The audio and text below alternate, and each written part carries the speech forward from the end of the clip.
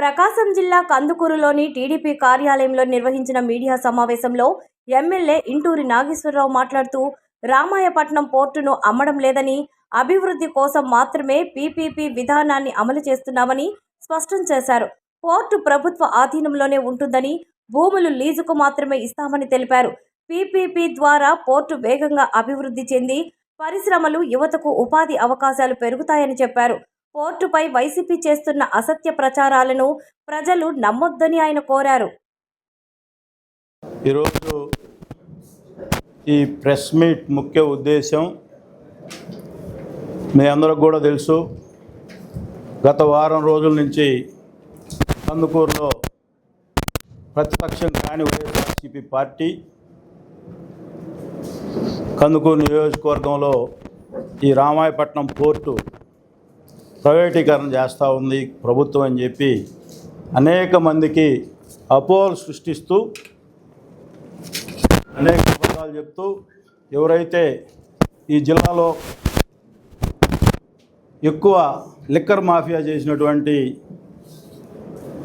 కాకాని గోవర్ధన్ రెడ్డి గారు, అలాగే కావలి మాజీ శాసనసభ్యులు ప్రతాప్ కుమార్ రెడ్డి గారు రామాయపట్నం పోర్టుని ముట్టడిస్తాం, మా ప్రభుత్వంలో 90% పనులైనవి అని చెప్పి ప్రజలను తప్పుదోవ పట్టించే కార్యక్రమం చేస్తూ ఉన్నారు. దానికి నిన్న గౌరవ ఈ రాష్ట్ర పోర్టులు, రోడ్లు భవనాల శాఖ మంత్రులు బీసీ జనార్దన్ రెడ్డి గారు, అలాగే సెక్రటరీ గారు కృష్ణబాబు గారు దీని గురించి ప్రజలకు చెప్పాల్సిన కార్యక్రమం కూడా నేను చేశారు. మీరు అందరూ కూడా చూశారు.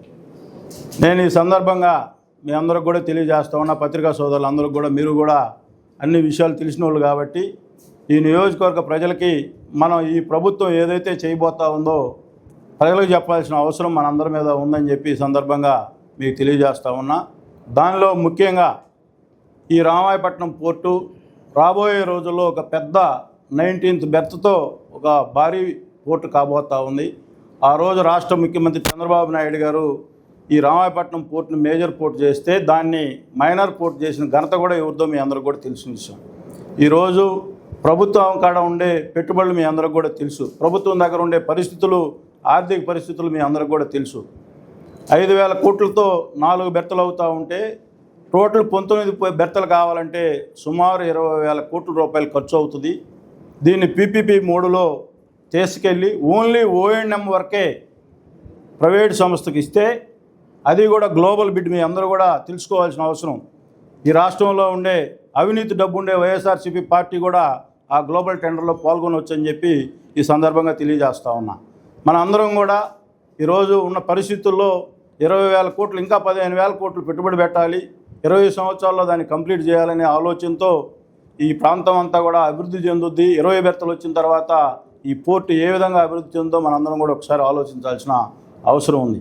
ఈరోజు రాష్ట్ర ప్రభుత్వం 12% వాటా పెట్టుకొని ఎక్కడా కూడా భూములు ఓన్లీ లీజే ఇచ్చింది, కానీ ఎక్కడా కూడా సముద్రంలోని వాటా హక్కులు కానీ ఎక్కడా కూడా ప్రభుత్వం కంట్రోల్లోనే ఉన్నాయి. ఓన్లీ పోయిన మెయింటెనెన్సే 50 సంవత్సరాలకి ఈరోజు టెండర్లు పిలుస్తూ ఉన్నారు. 12% ప్రభుత్వం దగ్గరే పెట్టుకొని మినిమం గ్యారంటీ ఫర్ ఇయర్ ఈ సంవత్సరం నుంచే 10 కోట్లు వాళ్ళు వ్యాపారం చేసినా చేయకపోయినా ప్రభుత్వానికి 10 కోట్ల రూపాయలు, ఇక్కడి నుంచి లాస్ట్కి వచ్చేసరికి 150 కోట్ల రూపాయలు, అంటే ప్రతి సంవత్సరం కూడా 1% పెరుగుతా లాస్ట్ చివరికి వచ్చేసరికి 150 కోట్లు ఫర్ ఇయర్ ప్రభుత్వానికి వచ్చే పరిస్థితి.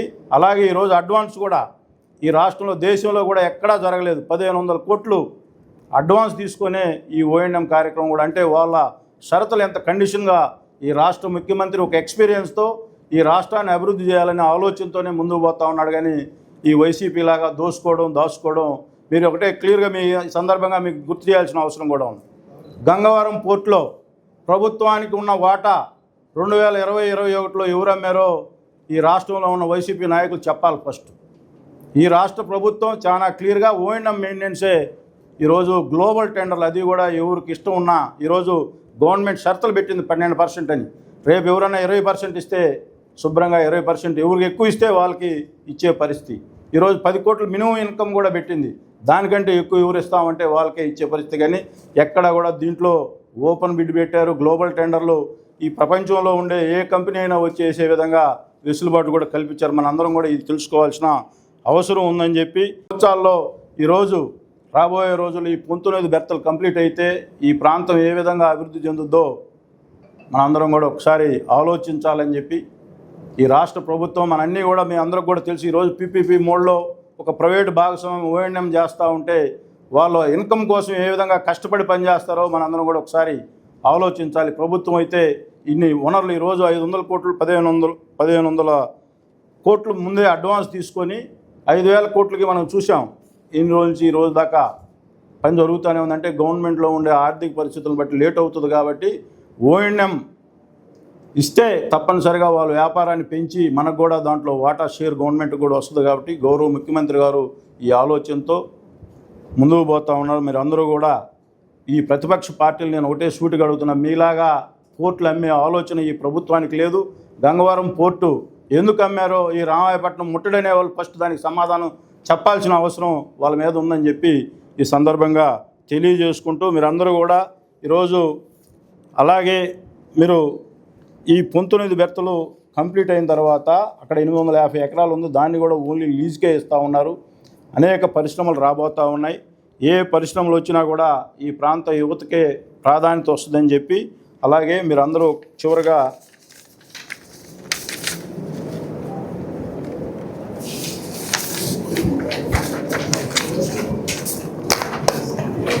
ఈ పర్సంటేజ్ కూడా ప్రతి సంవత్సరం కూడా ఇప్పుడు ప్రజెంట్ 12% ఉంది. అది మళ్ళీ ఇయర్ 1% పెరుగుతూ లాస్ట్కి 25% ప్రభుత్వ వాటా ఈ ఓఎన్ఎంలో కూడా ఉంటుందని చెప్పి అలాగే 10 కోట్లు మినిమం ఈ సంవత్సరంలో వాళ్ళకి ఇన్కమ్ వచ్చినా రాకపోయినా కంపల్సరిగా 10 కోట్లు అది మ్యాక్సిమం చివరికి వచ్చేసరికి ఫర్ ఇయర్కి వచ్చి 150 కోట్లు ప్రభుత్వానికి ఆదాయం వచ్చే పరిస్థితి ఉంటుందని చెప్పి ఇవన్నీ కూడా క్లియర్గా నిన్న గౌరవ మంత్రి గారు చెప్పారు. అలాగే నిన్న గౌరవ సెక్రటరీ గారు కూడా చెప్పారు. మీ అందరూ కూడా చూడాల్సిన అవసరం అంత ఉందని చెప్పి ఈ సందర్భంగా మీ అందరూ కూడా పత్రికా సోదరులు కూడా ఈ ప్రాంతంలో మీ అందరూ కూడా భాగస్వాములు కాబట్టి ఈ ప్రాంత అభివృద్ధికి ఎలాంటి ఆటంకం వచ్చినా కూడా ఇక్కడ ఎవరూ కూడా ఖాళీగా కూర్చోం. ఈ వైసీపీ నాయకులాగా కళ్ళు మూసుకొని అన్నీ తెలిసి ఈరోజు నేను అడుగుతా ఉన్నా, ప్రకాశం జిల్లాలో ఉన్న కందుకూరు నియోజకవర్గాన్ని నెల్లూరు జిల్లాలో కలిపినప్పుడు ఈ నోర్లన్నీ ఏమైపోయినాయని నేను అడుగుతా ఉన్నా. మాకు ఎంత చిత్తశుద్ధి ఉందో ఈ సందర్భంగా మీకు తెలియజేయాల్సిన అవసరం ఎంతైనా ఉంది.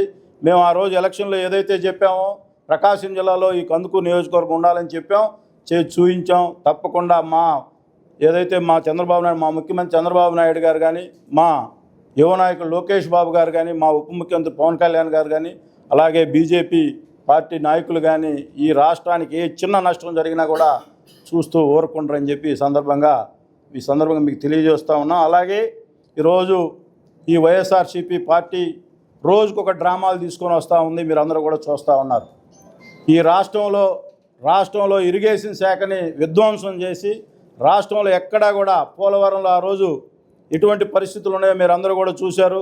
వెలుగొండలో నీళ్లు ఇవ్వకుండానే రేతులపాటు సినిమా సెట్టింగ్లు వేసి జాతికి అంకితం చేస్తానని చెప్పి అబద్ధాలు చెప్పారు. అలాగే ఈరోజు మళ్ళా కొత్త డ్రామా వేసి రాయలసీమ లిఫ్ట్ ఇరిగేషన్ స్కీమ్ అని చెప్పి నెల్లూరు జిల్లాలో మీటింగ్ పెట్టిన నాయకులు నేను సూటిగా అడుగుతా ఉన్నా. అదే రాయలసీమలో మీ జిల్లాలోనే మీకు రాయలసీమ లిఫ్ట్ ఇరిగేషన్ గురించి మాట్లాడే ముందు అన్నమయ్య జలాశయం మట్టి కొట్టుకొని పోయి కొంతమంది చనిపోతే మీ ప్రభుత్వంలో 5 సంవత్సరాల్లో కనీసం తట్టడం మట్టి కూడా వేయని చేత కానీ రాయలసీమ ద్రోవులు మీరు మళ్ళా ఈరోజు వచ్చి ఇక్కడ మేము రాయలసీమ లిఫ్ట్ ఇరిగేషన్ పెడితే ఈ రాయలసీమ అంతా ఈరోజు గౌరవ ముఖ్యమంత్రి గారు హార్టికల్చర్ హబ్ రాయలసీమని ఏ విధంగా ముందుకు తీసుకొని పోతా ఉన్నాడో రేపు రాయలసీమలో ఆల్రెడీ హార్టికల్చర్ హబ్లో మన నియోజకవర్గం కూడా చేర్చినందుకు గౌరవ ముఖ్యమంత్రి గారికి ఈ నియోజకవర్గ ప్రజల తరఫున హృదయపూర్వక ధన్యవాదాలు తెలియజేసుకుంటాం. మనం నెల్లూరు జిల్లాలో ఉండుంటే ఈరోజు అలా మన రాయలసీమ ప్రాంతానికి వచ్చే హార్టికల్చర్ హబ్లో కూడా మనం మిగిలిపోయే వాళ్ళం. అదృష్టవశాత్తు గౌరవ ముఖ్యమంత్రి గారు మొన్ననే కలిపినా కూడా ఈ కందుకూరు ప్రజల పట్ల ఆయనకున్న ప్రేమని మళ్ళా ఈ హార్టికల్చర్ హబ్లో కూడా కందుకూరు నియోజకవర్గాన్ని చేర్చాడంటే ఈ ప్రభుత్వానికి ఈ నియోజకవర్గం పట్ల ఎంత చిత్తశుద్ధి ఉందో మీరు అందరూ కూడా ఒకసారి ఆలోచించాల్సిన అవసరం ఎంతైనా ఉంది. ఈరోజు వస్తూ ఉంది, మీరు అందరూ కూడా చూస్తూ ఉన్నారు. ఈ రాష్ట్రంలో ఇరిగేషన్ శాఖని విధ్వంసం చేసి రాష్ట్రంలో ఎక్కడా కూడా పోలవరంలో ఆ రోజు ఎటువంటి పరిస్థితులు ఉన్నాయో మీరు అందరూ కూడా చూశారు. వెలుగొండలో నీళ్లు ఇవ్వకుండానే రైతులపాటు సినిమా సెట్టింగ్లు వేసి జాతికి అంకితం చేస్తానని చెప్పి అబద్ధాలు చెప్పారు. అలాగే ఈరోజు మళ్ళా కొత్త డ్రామా చేసి రాయలసీమ లిఫ్ట్ ఇరిగేషన్ స్కీమ్ అని చెప్పి నెల్లూరు జిల్లాలో మీటింగ్ పెట్టిన నాయకులు నేను సూటిగా అడుగుతా ఉన్నా. అదే రాయలసీమలో మీ జిల్లాలోనే మీకు రాయలసీమ లిఫ్ట్ ఇరిగేషన్ గురించి మాట్లాడే ముందు అన్నమయ్య జలాశయం మట్టి కొట్టుకోబోయి కొంతమంది చనిపోతే మీ ప్రభుత్వంలో 5 సంవత్సరాల్లో కనీసం తక్కడ మట్టి కూడా వేయని చేత కానీ రాయలసీమ ద్రోహులు మీరు మళ్ళా ఈరోజు వచ్చి ఇక్కడ మేము రాయలసీమ లిఫ్ట్ ఇరిగేషన్ పెడితే ఈ రాయలసీమ అంతా బాగుంది. ఈరోజు గౌరవ ముఖ్యమంత్రి గారు హార్టికల్చర్ హబ్ రాయలసీమని ఏ విధంగా ముందుకు తీసుకొని పోతా ఉన్నాడో రేపు రాయలసీమలో ఆల్రెడీ హార్టికల్చర్ హబ్లో మన నియోజకవర్గాన్ని కూడా చేర్చినందుకు గౌరవ ముఖ్యమంత్రి గారికి ఈ నియోజకవర్గ ప్రజల తరఫున హృదయపూర్వక ధన్యవాదాలు తెలియజేసుకుంటాం. మనం నెల్లూరు జిల్లాలో ఉండుంటే ఈరోజు అలా రాయలసీమ ప్రాంతానికి వచ్చే హార్టికల్చర్ హబ్లో కూడా మనం మిగిలిపోయేవాళ్ళం. అదృష్టవశాత్తు గౌరవ ముఖ్యమంత్రి గారు మొన్ననే కలిపినా కూడా ఈ కందుకూరు ప్రజల పట్ల ఆయనకున్న ప్రేమని మళ్ళా ఈ హార్టికల్చర్ హబ్లో కూడా కందుకూరు నియోజకవర్గాన్ని చేర్చారంటే ఈ ప్రభుత్వానికి ఈ నియోజకవర్గం పట్ల ఎంత చిత్తశుద్ధి ఉందో మీరందరూ కూడా ఒకసారి ఆలోచించాల్సిన అవసరం ఎంతైనా ఉంది. ఈరోజు వెలుగొండ ప్రాజెక్టు నిర్వాసితులకు డబ్బులు కానీ ఈరోజు డెవలప్మెంట్ కానీ ఏ విధంగా జరుగుతూ ఉందో మీరందరూ కూడా గత ప్రభుత్వంలో సినిమా సెట్టింగ్లు వేసి నీళ్లు విడుదల చేస్తామంటే తెల్లారి పొద్దున ఉదయానికి పోతే ఎక్కడ కాలువలో నీళ్లు లేని పరిస్థితి ఇవన్నీ కూడా ఈ రాష్ట్ర ప్రజలన్నీ గమనించారు. ఈ ప్రకాశం జిల్లాలో ఉన్న నియోజకవర్గాలను అందరూ కూడా గమనించే మిమ్మల్ని ఏ పరిస్థితుల్లో కూర్చోబెట్టారో మీరు ఒకసారి ఆలోచించాలి. మన ప్రాంతంలోనే ఉన్న గుండ్లకమ్మ గేటు కొట్టుకోకపోతే 5 సంవత్సరాల్లో గేటు పెట్టని చేతగాని ప్రభుత్వం గత ప్రభుత్వం అయితే ఈ ప్రభుత్వం వచ్చిన తర్వాత దాన్ని ఇమీడియట్లుగా క్లియర్ చేసిన పరిస్థితి ఇవన్నీ కూడా మీరందరూ కూడా గమనించాలని చెప్పి ఈ సందర్భంగా తెలియజేసుకుంటూ మీరందరూ కూడా నిన్న రాయలసీమ ఏదైతే ఈ లిఫ్ట్ ఇరిగేషన్ స్కీమ్ గురించి మాట్లాడుతూ ఉంటే స్వయాన వైఎస్ఆర్సీపీ ఎమ్మెల్యే విశ్వేశ్వరరెడ్డి గారు గత ప్రభుత్వంలో రాయలసీమ ఏ విధంగా అన్యాయానికి గురైంది, ఈ ప్రభుత్వం వచ్చిన తర్వాత రాయలసీమను ఏ విధంగా రాష్ట్ర ముఖ్యమంత్రి ఈరోజు మీరందరూ కూడా చూశారు. మన కర్నూలులో కూడా ఆ గోల్డ్ మైన్ కూడా ఓపెన్ చేశారు. ఈరోజు అనేక అభివృద్ధి కార్యక్రమాలు రాయలసీమలో ఈరోజు సోలార్ పవర్ ఎన్ని యూనిట్లు వస్తూ ఉన్నాయో ఒకసారి అక్కడ పోయి చూస్తే ఈ వైసీపీ నాయకులు తెలుసుద్దని చెప్పి ఈ జనాలను నిద్రలేస్తే ఏదో ఒక విధంగా ఈ రాష్ట్రంలో విధ్వంసాలు సృష్టించాలి, ఈ రాష్ట్రంలో కులాల మధ్య గొడవలు సృష్టించాలి, లేకపోతే ప్రాంతాల మధ్య విద్వేషాలు సృష్టించాలి. ఇవన్నిటిలో భాగమే. అదేమంటే నిద్రలేసి మీరు అందరూ కూడా ఒకసారి గమనించాలి. ఈ రాష్ట్రంలో ఎవరూ పెట్టుబడి పెట్టకూడదు. ఈ రాష్ట్రంలో మీరు అందరూ కూడా గమనించాల్సిన అవసరం మావిగన్ అనే దాంట్లో కూడా కుట్ర ఉందని చెప్పి ఈ సందర్భంగా మన రాష్ట్ర ప్రజలందరూ విఘ్నులైన ప్రజలందరూ కూడా గుర్తించాలి. రాజధానిలో ఈరోజు బ్రహ్మాండమైన హాస్పిటాలిటీలు హోటల్స్ కానీ అనేక సంస్థలు వచ్చి ఈరోజు రాజధానిలో పెట్టుబడులు పెట్టి బిల్డింగ్లు కడతా ఉంటే రాబోయే రోజుల్లో నేను వస్తే మళ్ళా దీన్ని విధ్వంసం చేస్తానని చెప్పి ఇండికేషన్ ఇస్తూ ఉన్నాడంటే ఒక ప్రతిపక్ష నాయకుడుగా కాకుండా ఈరోజు మాజీ ముఖ్యమంత్రి అయ్యి ఒక హోదాలో ఉండాల్సిన పద్ధతి ప్రకారంగా మాట్లాడాల్సిన అవసరం ఉండి కూడా ఈరోజు మతి తప్పి ఏ విధంగా మాట్లాడుతూ ఉన్నట్టు ఈ రాష్ట్రానికి పెట్టుబడులు రాకూడదు, ఈ రాష్ట్రం అభివృద్ధి చెందకూడదు, ఈ రాష్ట్రంలో యువతకు ఉపాధి అవకాశాలు కల్పించకూడదు, రాకుండా ఉంటే రేపు మళ్ళా మా సాయం వస్తారని అనుకుంటా ఉన్నాడు. ఈ రాష్ట్రంలో విఘ్నులైన ప్రజలందరూ కూడా గత 5 సంవత్సరాల్లో ఈ రాష్ట్రంలో ఉన్న ఆర్థిక పరిస్థితి ఏ విధంగా నాశనం అయిపోయింది, నువ్వు మళ్ళా రిపీట్ అయితే ఈ రాష్ట్రంలో పరిస్థితులను కూడా ఊహించుకునే పరిస్థితి ఈ రాష్ట్ర ప్రజలు లేరని చెప్పి ఈ సందర్భంగా వైసీపీ నాయకులు తెలియజేసుకుంటూ మీరందరూ కూడా ఈ ముట్టడనే నాయకులని సూటిగా జరుగుతూ ఉన్నా. మీరు గంగవరం పోర్టు ప్రభుత్వ వాటాని ఎందుకు అమ్మారో రామాయపట్నం పోర్టు వచ్చే ముందు ఈ రాష్ట్ర ప్రజలకు చెప్పాల్సిన అవసరం ఉందని చెప్పి ఈ సందర్భంగా తెలియజేసుకుంటూ ఈ నియోజకవర్గ ప్రజలందరికీ కూడా నేను మనవి చేస్తా ఉన్నా. ఈ రాష్ట్ర ప్రభుత్వం వాళ్ళలాగా ప్రభుత్వంలో ఉండే వాటాలు అమ్మే ప్రభుత్వం కాదు, ప్రజల కోసం పనిచేసే ప్రభుత్వం ఈ కూటమి ప్రభుత్వం అని చెప్పి ఎవరు కూడా అపోహలకు గురి కావాల్సిన అవసరం లేదు.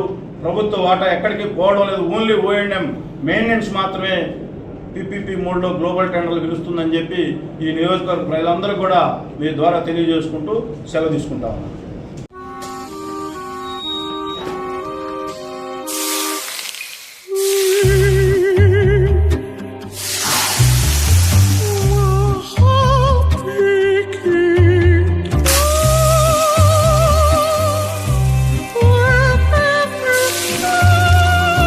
No matter the heat outside, stay cool inside. with energy efficient windows from Asahi System Windows.